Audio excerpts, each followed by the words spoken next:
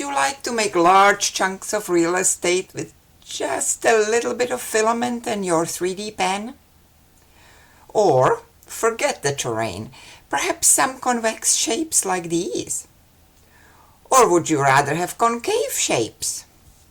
And then combine them into something like this? Or this one? Ever since I started working with 3D pen, I was looking for the perfect pattern for creating three-dimensional objects. And then I found it. It is a topographical map. All you have to do is put the elevation back into it. Now, before you decide you have no use for making mountains, consider one thing. All 3D objects have topographical maps, which make them ideal 3D pen patterns. Every cone, cylinder, or a sphere are just a bunch of concentric circles lifted off the surface to a certain height on the surface of that object. So even if you have no intentions of ever making Hawaii, give it a minute to see how this works for 3D pen building.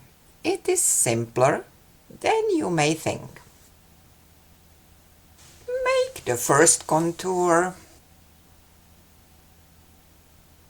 While it's cooling, make the second one.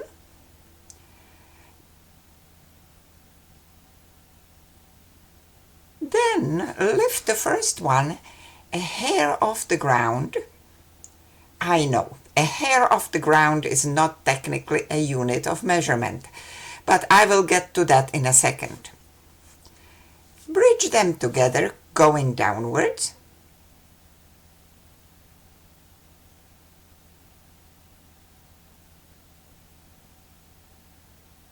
And repeat. I am proceeding from top to bottom here, which is the opposite way 3D printer would work. But with the pen, we can go as we please. And it is always easier to go from skinnier parts to wider parts.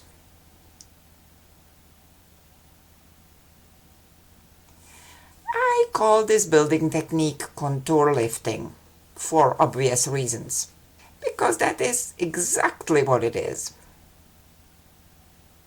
I already have a video called Introduction to Contour Lifting. It's about making a cone using this process. I will link it in the description if you are interested. All the things in it still apply. However, people who don't need to make a cone right this minute may not see the broader application of this process, so I thought it's time for a contour lifting update video to explain that part.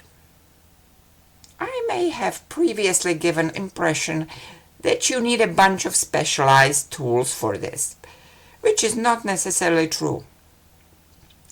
As you see, I am using just pen, filament, good work surface, few craft sticks, and something to peel the project off the surface.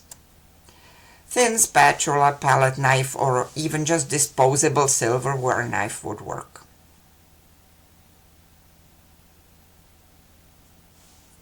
Oh yeah, and speaking of those craft sticks, what's with that vague instruction lifted a hair off the ground? Define a hair. For real scale representation of these Hawaiian volcanoes, I would have to go by the actual scale of this map. There is a contour for every 1,000 feet. 1 mile is 5,280 feet. So, if I round that down to just 5,000, 5 spacers should fill a mile, which would require just these thin strips of cardboard to accurately represent every 1,000 feet of elevation. With the craft sticks, 5 of them fill 2 miles, so we will get slightly exaggerated terrain. It will be interesting to see how much difference that makes. By the way, this is an excellent STEM education group project if you need to explain to the students how a topographical map works. To demonstrate how the height of the spacers affects the look of the mountains, I will make the same landscape using Jenga tiles, craft sticks, and of course the correct scale cardboard strips. And perhaps something like number 2 pencils, which will give me a size in between the craft stick and the Jenga tiles. With the Jenga tiles, we are way into the territory of an imaginary landscape, because we have extended the z-axis, that's the one going up, about 12 times now. It is fun to see how dramatically different these landscapes look. Here comes another fun part. So far, we have been talking about lifting all the layers by the same amount. But you can also lift each layer by a different amount, which, as STEM teachers will appreciate, creates some fun geometry antics. If you use them in ascending order, you will create convex shapes.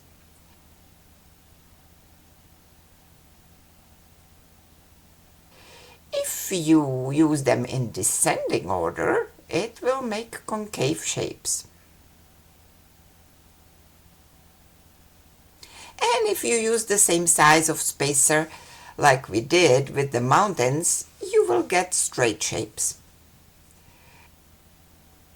which will let you make, with a little bit of planning, just about any symmetrical object that you would ordinarily make on a lathe or a potter's wheel, like vessels or baskets.